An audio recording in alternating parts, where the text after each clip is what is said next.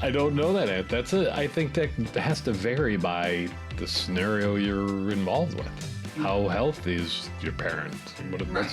What is their current situation? And, just understanding that would drive a lot of that question. I don't think there's a time or an age where you're like, I need to know this.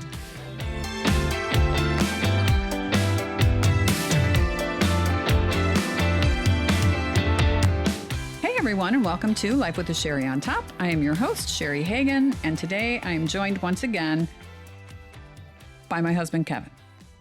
Hello, beautiful. Hello, handsome. How are you? I'm great. Good.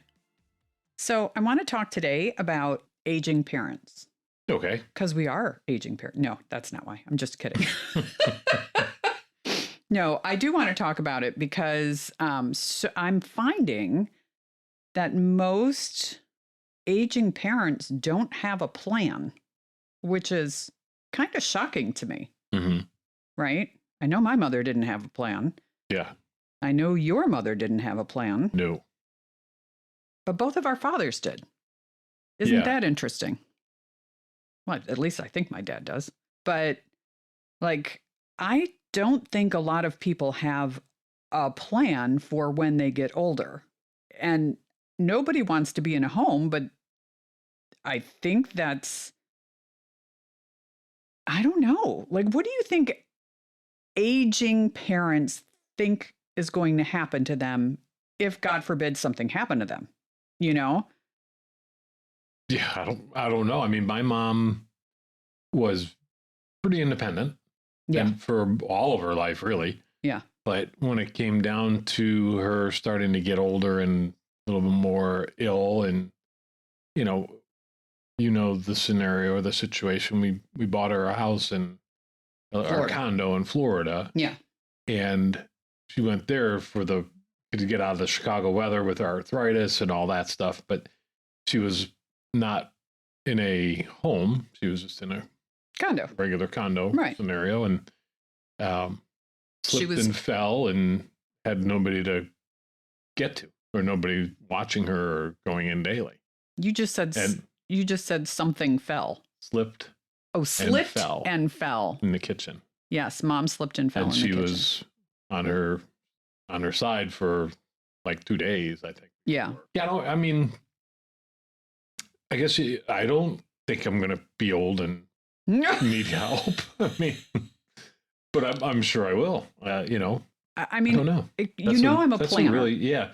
But we haven't. I mean, we've talked about some of the stuff because there's illnesses that run in the family. Yeah. So, we need to watch out for that stuff. And I think from my side of being there for you, I'm prepared in my head to take care of that.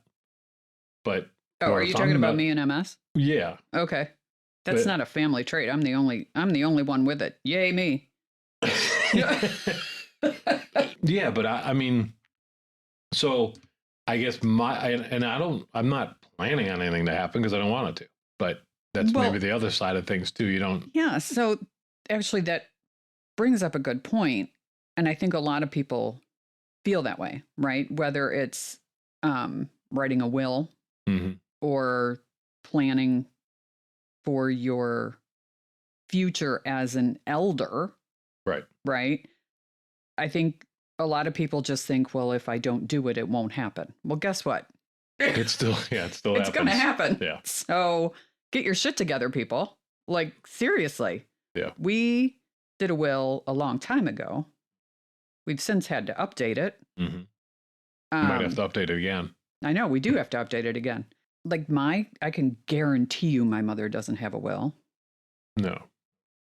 No, there's no way. I mean, there's absolutely no way she has a will. And P.S., she also doesn't have a pot to piss in. So there's nothing for her to leave. But look at me. He's rolling his eyes, everybody. I don't roll my eyes. But can we say that my mother-in-law lives with us? Yeah. Yeah. She lives with us because she didn't have a fucking plan, which is my point, right? So she has apparently lived by the seat of her pants her entire life and has just kind of lucked out along the way. because there's never a plan. I'm the opposite. Like I plan things to the point of being obsessive about planning things. No. But Wait, what? Yeah. No. But I do that. Listen, not everything goes according to plan, but things are going to happen. You know, you're going to die, people. That's just the way the world works, right? It's unfortunate. People don't like to talk about it. And I personally don't get it, but it's not for me to get, right? But you have to plan. If you have property or you have things that you want to leave to people, you have to put that in a specific, you have to write it up. Yeah. It's got to be, you have to put your wishes down while you're in good health. Right. One. Yeah. But yeah, I mean, if you haven't dealt with a death and people coming out of the woodworks my God, claim something from that individual, right? You haven't dealt with death. It happens that's right. Yeah. everywhere. Trusts are great to put your property, cash, all of the things you own into a trust. Therefore, no one can touch it. Right. It's not something that people can go to court and say, I knew so-and-so when they were 12 and I helped them out and they owe me, this amount. So it's uncontestable. That's exactly the right face. Or obviously, if, that's something for people maybe with a little bit more protect, or a will does stand up typically. No, but people will contest it, but it'll stand up in still, court as long as it's a legal will. Correct. Yeah. It's just crazy to me that people don't plan ahead. But that's death. That's planning death. I mean, I'm not planning, and this is something that, we probably should talk about, and maybe everybody listening should think about too. But, eventually you're going to get to that age where you can't do things for yourself. You can't cook. You can't, clean as well as you need to. And that type of stuff, I don't think anybody really plans for. You scramble, or you hope that family members are there to help you with. And that is a big deal. I mean, nobody wants to be in a home, but if you died or something happened and I'm 85 and I can't cook or clean, I better be in a home, because what am I going to do? Well, I would hope that as long as you can. Okay. So I guess here's yes, we do need to talk about that, but I guess in my head, it's already planned. So I say this all the time. In this particular house, right, we're never leaving. Mm-hmm. There's a couple of reasons for that. A, we've got a 2.65 interest rate, and therefore we're never leaving. But I have heard those words before. I'm just going to say that out loud. Okay. Again, we have moved 3 times in 10 years because of my mother. Okay. But because she came to live with us. Just quick backstory, right? She came to live with us. We thought the house that we lived in would be the perfect setup for that. It wasn't. And I was either going to go to jail for murdering her, or we had to buy a bigger house. So we bought a bigger house. That house, neither of us really even liked, but it kept me out of jail. So it was a good scenario for the situation. Yeah. And then when this house, one's even better. Yeah. When this house came up, we then moved to this house. And it's the perfect house for this particular situation. It's also the perfect house when mom is gone and you and I are here for us to age in. It really is, because it is a ranch with a finished basement. The finished basement can be rentable, so we can. Yeah, it's a house on top of a house. It's a house on top of a house. That's exactly right. Yeah. And the basement down here is a kitchen and a full bathroom, and it's handicap accessible, because the person who built out this basement, unfortunately, was in a car accident and became paralyzed. And that's why they finished this basement the way they did. Right. So if, God forbid, I end up in a wheelchair, which is probably going to be likely due to my MS, right? I can live down here independently I don't even need help with anything because this is already planned for a handicap thing. And I get that that's a very unique situation, right? Most people don't have a house that's handicap ready. Mm-hmm. You know, we just lucked out. But even if it wasn't, I would make it that way so that in the future, again, planning ahead, we could be down here independent if we needed to be. Mm-hmm. And or upstairs, right? So my plan, by the way, was we live here forever until, you know, if we need help with cooking and cleaning or whatever, we have the reserves Mm-hmm. to pay for that, right? Mm-hmm. So that's my plan. I mean, God forbid if we get Alzheimer's or, you know, something that requires 24-hour care, that's a whole different ball of wax. And that's not what I'm talking about. Yeah. I'm talking about simply aging and people not having a plan and falling down and breaking a hip or breaking whatever. Mm-hmm. And then, like your mother, Mm-hmm. all of her sons were in Illinois. All right. She lived in Florida, fell down, and the neighbor found her 2 days later. Yeah. You know, she could have died. Yeah. We didn't know. I mean, you know, we'd call once a week and, you know, so that situation with your mother remedied itself because you and your brothers Had to. Yeah. Brought her back just for closure on that one. We brought her back to Illinois and Right. put her near us in a independent facility that Independent living. she was able to go get food and you know, house was cleaned for her. Yeah. And she could cook if she wanted to. It was actually a really nice place. That was that particular situation. But again, the kids had to take care of it, Mm-hmm. not mom, you know? Yeah. My mom didn't have a plan and still doesn't. So she's going to live with us until she passes, basically. Right. But then she still has no plan. Like, why would we have a plan after you? Because do you want to be buried? Do you want to be cremated? Yeah. Do you want to, there's no plan. Yeah. Because in her mind, if she doesn't talk about it or, you know, whatever, Doesn't happen. it just won't happen. Yeah. Which is ridiculous. You know, as an only child, how do I put this nicely? I have the unique responsibility of having to take care of her, right? Mm-hmm. There's nobody else to fall back on. Mm-hmm. I don't have 3 other brothers, right? So I'm it. And I do occasionally feel guilty about the fact that I'm so angry about the fact that I have to take care of her. I mean, I'm angry about it all the time. Anybody who knows me knows this, right? Because it's just infuriating to me that you didn't have a plan. You just didn't have a plan.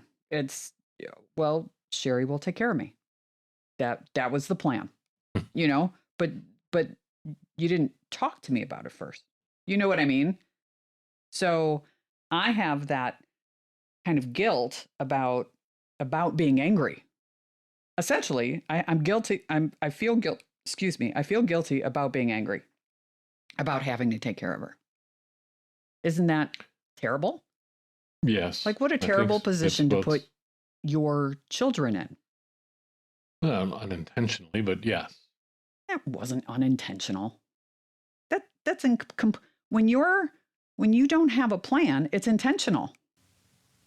Well, I don't necessarily agree with that, but really, yeah, I mean, can you say it was intentional? How did she know we were going to tell her to come and move in with us? Oh, first of all, we didn't. I did.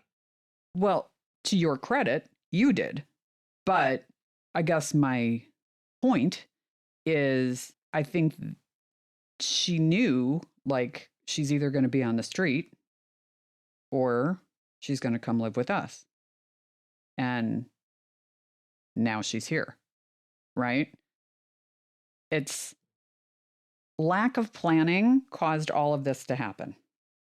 I can agree to that, but I don't, certain things are unseen. I guess I don't know. I don't think she. But again, Just don't put your kids in this position, people. That I guess that's my point. yeah, you need to definitely count on yourself and make your Yeah. plans known to your other Or your family or your friends or whomever. Not Yeah. everybody's married. Not everybody, Correct. Yep. But I hope that everybody has at least one person in their life that they can count on. Mm-hmm. And that's not always the case either. Mm-hmm. But true. And that can change in the course of of course. years as well. Yeah, for sure. And then I guess like as a kid, at what point do you approach your parents about, like, at what age do you say to your parents, what's your plan? You know? If you're asking me directly, never. I mean, I never Really? brought that. Oh, no, I never brought that. No, I know you didn't. That's the way, Because we both grew up in like WASP families. We've talked about that before. Yeah. Yeah. You just don't talk about stuff. Right. But I think everybody needs to have that discussion. And as an adult child, you need to have that discussion with your adult parent. But at what age does that happen? I guess. Yeah, If you're aging normally, if there's nothing, you're not mentally incapacitated, you're just aging. Mm-hmm. Like us. Like, you're going to be 60, I'm 57, Don't find that aging, but I hear you. Well, we are aging just because we're getting older. Yeah. Right? I don't think 60 is the right age. No. But I'm just asking, like, what do you think the right age is to sit down and say to your parent, and I get both of your parents are gone, and I already know my situation, Mm-hmm. right? But for those who don't know, do you just ask? Like, do you just say, hey, what's your plan? And then at what age do you ask that? Yeah, I don't know. I don't think you do. No? I don't think you do. That seems to, it steps into the wrong arena, or might even have somebody contemplate the wrong thing. So if you're asked that question, Yeah. like, why? What are you looking for?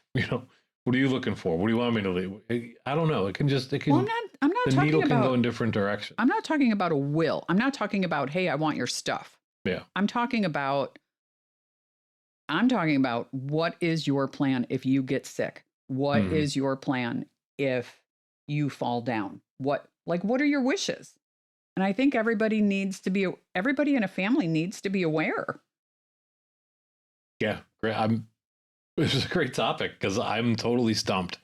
I would not, and just at my age or even younger, but when I was in the time that I grew up, I would have never had a concept to even ask my parents that. Yeah. But I think it's more important now than ever too, just with everything that's happened in the world and happening in the world. Yeah. To share that information with your family or to have knowledge of that. And maybe it's not on the kid to ask the parent, it's on the parent to talk to the kids about. Yes, absolutely. But if first of all, yes, I couldn't agree more. I think it's the parent's responsibility to actually talk to their children about their wishes. Right. But when you have a parent like the one upstairs who has no plan, right? At what point should I have said to her, what's the plan? Age 7. I don't know that. I think that has to vary by the scenario you're involved with. Yeah. How healthy is your parent? What is their current situation? And, just understanding that would drive a lot of that question. I don't think there's a time of or an age where you're like, I need to know this. You need to know it when it starts to become apparent. Become an issue. Yeah, absolutely. Yeah, I guess.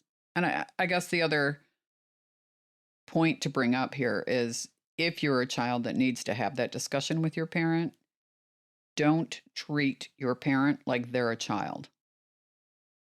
You have to remember that they're still an adult, right?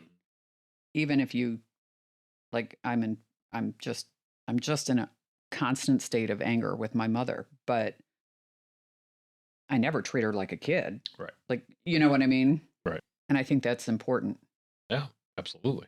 I remember when my grandmother was in like car accident 3 or whatever it was, and she would just go across the street Right. in her little car, you know. To the She would go grocery store. to the grocery store and the beauty shop. And it was literally across the street from her condo. Mhm. And I think in a year's time, she was in 3 car accidents because she kept rear-ending people. Yeah. And, you know, and my whole family's police. And so I would say, anybody want to take grandma's driver's license away? You know? And when the subject was approached, of course, grandma got all defensive and said, you're not taking my independence away. Right. And listen, I would be the same way. However, there comes a certain point in time where you're like, hey, lady, I'll drive you to the grocery store and to the beauty shop. Mm-hmm. You can't do it anymore. Yeah. You can't see. Yeah. You know? So I know that I think that's another fear of people getting older is, you know, you can't take my independence Oh yeah, no, away. I would totally be Oh my God, I'd be like a pissed lunatic. about that. But I just that same similar story. My mom didn't get an accident, but she couldn't take a left. She was scared to take a left. So everything was take a right. And it's like, why is mom gone for 7 hours at the grocery store? But it got to the point where it's like, if you're not comfortable doing that, mom, you shouldn't be doing it. Right, exactly. Because that's just going to cause a problem. Yeah. So you see those things where you need to involve yourself and interfere or have that discussion about that. But it is so difficult to say that. I mean, anytime anybody said, if I'm getting older or whatever, it's like, Kevin, you can't drive, or you can't do this, or you can't do that anymore. I'm like, the hell I can't.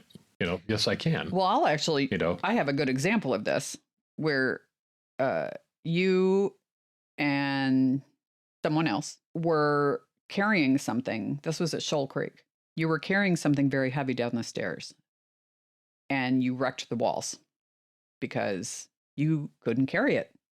And you didn't tell me. And so the next time I went down the stairs, I saw gouges of drywall missing, and I was like, what the hell happened? And you were like, oh, well, we were carrying whatever the hell it was down the stairs, and it was too heavy. And I said, I remember saying this to you, you're not 25 anymore. You can't carry shit like this down the stairs anymore. And you said, the hell I can't. And I'm like, well, as the evidence points, it was the other person who couldn't handle it. I was fine. I was like, no, you can't. And I will say, maybe because I'm 57 and still perfectly capable of doing everything myself, I'm getting a face. Opening a jar? Oh, well, okay. All right. Well, stupid stuff like that. That's not, it's not major, but it's not everything. You can't do everything. Okay. For independent living, it is, because I have a jar opener when you're not home. But I'll use this as an example. Like, I'm not comfortable anymore driving long distances. You always used to love doing that. Yeah. Never bothered me before. Never. And you don't like driving in the dark either, or rain. I can't drive in the rain and the dark anymore. Yeah. There's a big difference between want and can't. Yes. Yeah. No, I really can't. Yeah. When it's wet outside at night, those, especially now, because everybody's got those LED headlights, and we do too, right? Great to see with if you're the driver, but if you're the oncoming person going the other way, you're blinded. And it's just amplified by the wetness. Yeah. And I haven't been able to drive at night for a couple of years now, comfortably. I occasionally have to. Right. And knock on wood, and I'm doing it right now. I haven't been in an accident, but I'm not comfortable doing that. Yeah. But I guess like, I used to drive to wherever. I drive to St. Louis. I drive to, Tennessee. I Nashville, drive yeah. to wherever. It didn't bother me at all. Now I'm like, oh, can't I just fly? Like it takes probably the same amount of time to get to the airport. If not more sometimes. Yeah. Get to the airport, wait for your flight, blah, blah, blah, blah, blah. But to me, it's more comfortable than, I don't know. I don't know why. I think, okay, so here's the story. I was driving home from Michigan. This has nothing to do with getting older, by the way. But I think this is why I don't like to drive long distances anymore. And so it's obviously very recent because this just happened in January. It was the weekend of January 15th. And it had just snowed a lot in Chicago. And it was still snowing in Michigan. And it was one of my best friend's birthdays, and she likes to celebrate up at her dad's place in Michigan. And so I drove up. You were gone. You were out of town somewhere. I don't know where you were. And so I drove to South Haven, Michigan. And driving there, not so terrible. I left during daylight hours, right? Once I got to Michigan, however, and somebody please, if you're listening in the state of Michigan, somebody explain to me why Michigan doesn't salt their roads. Like they don't salt. They or plow. Sand or anything. Yeah, they don't do anything except plow. So you go from Chicago, where I'm going 80 miles an hour because they salt, and then Indiana, again, salt. Michigan, ice rink, right? So it took me, I don't know, maybe 20, 30 minutes longer than it normally does to get there.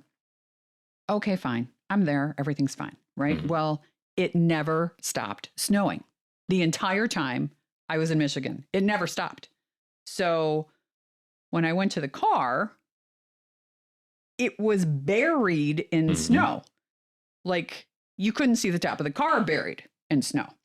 So first you have to dig the car out, and then you have to, So anyway, so now I'm driving home, and I left early in the morning because I had an appointment. Right. I had a real estate appointment at 3, I think. So I left at, I want to say 9 a.m. Yeah. Well, it was 9 a.m. Michigan time. South Haven is an hour ahead. So I think it was 8 o'clock Chicago time. And I got on the road, and listen, it's a very remote place that they have in South Haven. So I figured, okay, I'm going to get on the, highway double Y and take that to highway G and then get on the actual highway. And when I thought when I got to the actual highway, the roads would be clear. Yeah. The country roads could be tough. Right. Country roads. Which you would expect. Yeah. Okay. I got on the highway. It was just as bad as the country roads. And because you're next to the lake, you're next to Lake Michigan, it was so foggy that every single person, including myself, was driving with their hazards on, and nobody could go more than, when I tell you, like 25 was top speed on the highway. And at a certain point, I was behind 2 semi-trucks. Now it's a 2-lane highway on this particular road in the same direction. Right. 2 lane. Yep. Yeah. 4 lanes total. Break in the middle. Yeah, exactly.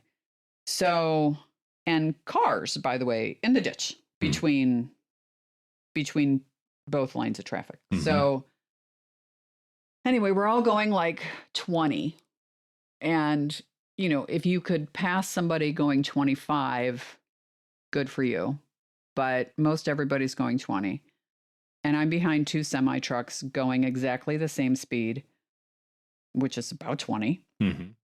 And it's very, very foggy, and everybody's got their hazards on.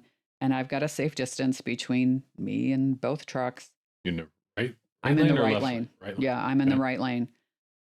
And in my driver's side mirror, I see a semi truck flying up the road behind me. And I'm like, oh my God, he doesn't see them. And now he's flying. Yeah. Like it's not even, like there's no weather, he's going like 60. And now he's next to my car, and I just let off the gas because first of all, if I brake, I'm going to slide and fall off the road. So I let off the gas. I know full well he's going to hit the truck that he doesn't even see that's in front of him. Sure enough, right? So it's now 3 semis, because the one going however fast he was going hits the one directly in front of him, who then hits the one who's directly next to him. And all of this happens in slow motion, right? Right. And I had let my foot off the gas, and now I'm going like 10, maybe. Mm-hmm. And you still can't steer out of the way, because all you're going to do is there's nothing I go can into do. a ditch. Yeah. There's nothing I can do. And by the grace of God, 2 trucks went to the left off the road. The other truck went to the right off the road. I steered a little to my left because the one on the right had jackknifed. So his trailer was still on the right side of the road. So I went between the entire accident. I was never so scared in my life. Crazy. Because I was like, I'm old now. I'm 57. Like, if that had happened when I was 20, I would have jumped out of the car and, like, I don't know. At 57, I think I literally would have been really hurt. Yeah. And I think that scared me. And so now I'm like, I don't want to do road trips anymore. Unless it's guaranteed good weather. Yeah. I don't want to do it anymore. And I know for me, it's an age factor. Interesting. Yeah, because I used to, and I know you've said this to me privately. You don't want to drive as much anymore, but you always used to do that. Oh my God, always. And I always thought, from me flying all the time, I'm like, as I get older, I wouldn't mind a casual drive road trip to Nashville or something, But now it's like, yeah, that's not going to happen, which is fine too. I get it. I'm always been the type of guy where if I'm in a car, I'm about 3.5 hours is about my max. Then I just like, I got to get out. Yeah. 3 is change mine. The scenery. So, and you used to be like 5. Oh, or 8. Yeah. Like nothing bothered me before. I've always been around that 4-hour mark. It was about enough for me. Well, all right. So, I'm sorry, I got off on a tangent about how old I'm getting. A little. And and how annoying it is to age and drive. But the whole point of this was to please have a plan. If you're the parent and you're listening, have the discussion with your kid about what your future plans are. Yeah, we plan on not driving any distances anymore. That's our plan. Share that with you. Trust me, we have a plan. He just doesn't know it yet, but we have a plan. I know it. So I just wanted to have that discussion because I think it needs to be had. It's a good one. And people don't. Yeah. No, you don't have the plan until it happens, and then it's a little bit more chaos than it should be. Yeah. All right. So there you have it, folks. Thanks for listening this week. I hope you enjoyed the show. If you would like to comment on this or any other show, you can do so by going to the website, lifewithasherryontop.com, or you can email me at lifewithasherryontop@gmail.com. And as always, please hit that subscribe button on your computer or your phone or whatever you're listening to. And have a good week. I don't know if I'll be here next week or not. I'm never sure if I'm on or not. You guys. Okay. Stop. Oh my God. All right, fine. Thank you. All right. Good to see you, or good to have you on the show, honey. Good to be here, dear. I love you. Love you. See ya. Everybody have a great week. Bye-bye.